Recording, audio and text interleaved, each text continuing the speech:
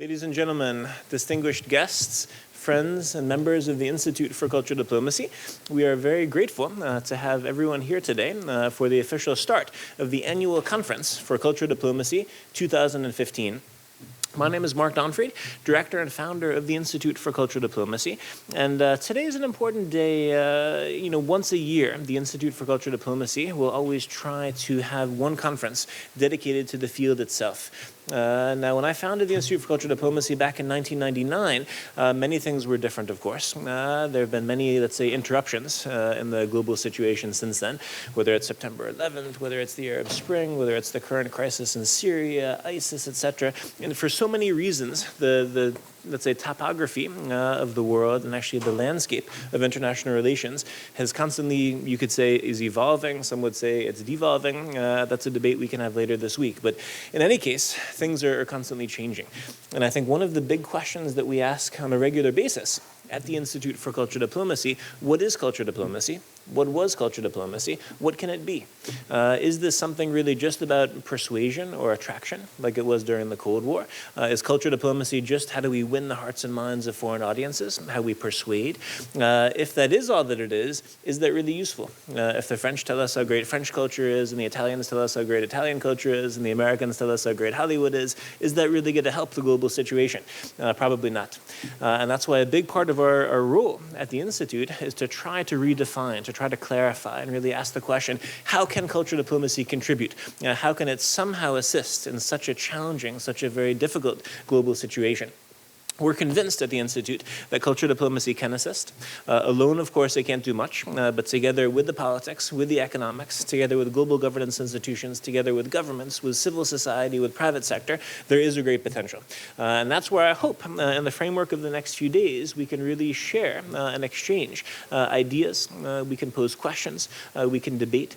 To be honest, I don't have the answer. If you tell me, Mark, what is cultural diplomacy? What is the recipe? What is the road path? But I think we will have a lot of experts from different walks of life coming the next few days who can help us. We're also doing our advisory board meeting for the Institute for Cultural Diplomacy parallel. So many of the advisory board will be coming as well, including the president of our board, President Zapatero, who's arriving tomorrow. So I think we should have ample opportunities to discuss informally during the dinners, the coffee breaks, etc., as well as formally during the lectures and the panel discussions, these questions. And for me, I guess maybe 3 points I'd like us to consider in particular in the framework of this conference is like 3 forms of relationships where I think cultural diplomacy in different ways can contribute. The first kind of relationship, which I think is still very important, how can cultural diplomacy assist if you have a peaceful relationship? And this is something not to be taken for granted. Many would say, transatlantic relations, European Union, no problem. We have Erasmus, we have Fulbright, all of these programs. There's no more need for cultural diplomacy. I would challenge that by saying, wait a minute, do we really have a serious trust? Let's say transatlantic relations. Does the USA trust Germany? Does Germany trust the USA?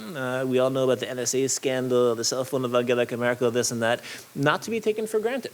So I think even in a relationship like that, where normally you'd think, of course, transatlantic relations, that's the founding block of, let's say, good relations, really where cooperation works.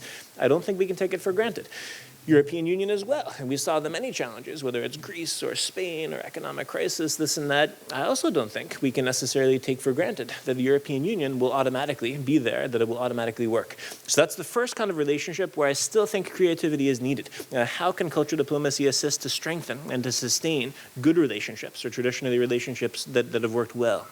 Secondly, of course, more urgent, how can cultural diplomacy assist if you have a conflict situation? What if you have 2 countries or more that don't want to work together? 2 countries that are actually at war or have a conflict. Can cultural diplomacy do anything there? I think it can. In particular, with our graduate students, we examine what we call indirect cultural diplomacy, bringing people together indirectly. So it doesn't matter what's on your passport, it doesn't matter what your religion is, it doesn't even matter what language you speak. Let's play soccer together. Let's build a homeless shelter together. Let's volunteer together to try to find indirect ways to bring groups together that normally would be challenging to bring together. The third form of relationships, where I think also I'd love to hear your insights and your innovation this week. How can cultural diplomacy assist in a post-conflict situation? Let's look at a Rwanda or a South Africa. What does one do after a conflict to really build reconciliation and build trust? It is possible, as we've seen in many cases, such as Rwanda and South Africa, and I think it still is possible in the future. So those are three things for me that I think would be really helpful the next few days to exchange thoughts and perspectives. But of course, this is an international conference, also an interdisciplinary conference, so we can do much more than that as well. So that was all I wanted to say, just really to show my enthusiasm, to show my excitement at getting to know all of you, at having really a chance for open exchange. As you know, ICD is a non-governmental organization, a non-partisan organization, a non-profit organization, so everything is possible here. We don't have any agendas, and we really want to try. Well, actually, that's not true. I would actually argue everyone has an agenda.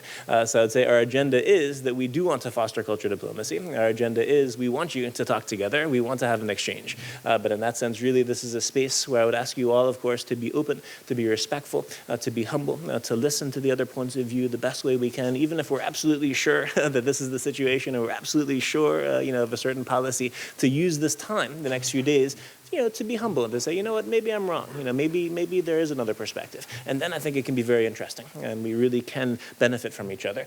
Not just to hear each other's perspectives, but really to listen to each other's perspectives. And I think then personally, professionally, and as a group, we can benefit a lot. So thank you again for everyone for having come. And I really do look forward to the opportunities that will come the next few days.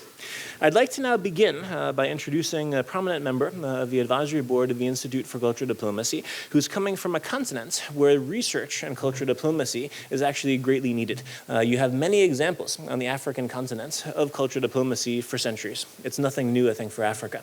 On the other hand, I think the opportunity for improved and increased cultural diplomacy is immense.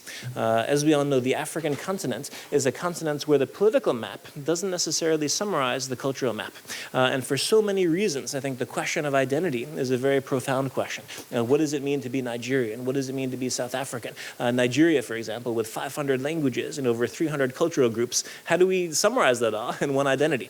So for many reasons, I think it's a complex situation. Obviously, also a continent which unfortunately has endured many conflicts, still endures many conflicts and many transitions. And that's why I think it's excellent today that we begin the entire conference with actually the former Prime Minister from Guinea-Bissau, the Honorable Mr. Rio Duarte Barros, who's been a member for a number of years. I think when we first got to know each other was in Madrid, where we had an excellent conference there also looking at peace building. Since then, our conversations and also the collaborations have led to increased involvement of the ICD in Africa. We did an excellent conference in Addis Ababa about 2 years ago, really bringing young leaders from all over the region together with their counterparts from Europe and around the world. And for many reasons, I think the African continent is an amazing opportunity for us to try to also invest with further efforts of cultural diplomacy, both between Africa and the rest of the world, and also within Africa. Allow me to say a few words of background about the Honorable Mr. Rio Duarte Barros. He was born in 1960 and graduated with a degree in economics. He's an economist and a politician who is the former leader of the West African Economic and Monetary Union. He's also the former Minister of Economy and Finance of Guinea-Bissau, and also served as Minister for Employment and Civil Service for Guinea-Bissau. Mr. Barros served as Prime Minister of Guinea-Bissau during a transition period from 2012 until 2014. In 2011, he was awarded the International Order of Academic Palm in recognition for his contributions to the development of education systems in Africa. Mr. Duarte Barros recently joined the ICD Advisory Board, and since then, as I said, has really helped us in terms of giving us insights and a lot of very good opportunities to engage not only in Guinea-Bissau, but also beyond. The topic that he's chosen for the lecture today is the following: peace and reconciliation in our times in Africa, and the contribution of cultural diplomacy to build the bridge. Ladies and gentlemen, please join me in giving a very, very warm and a heartfelt welcome to the Honorable Mr. Rio Duarte Barros.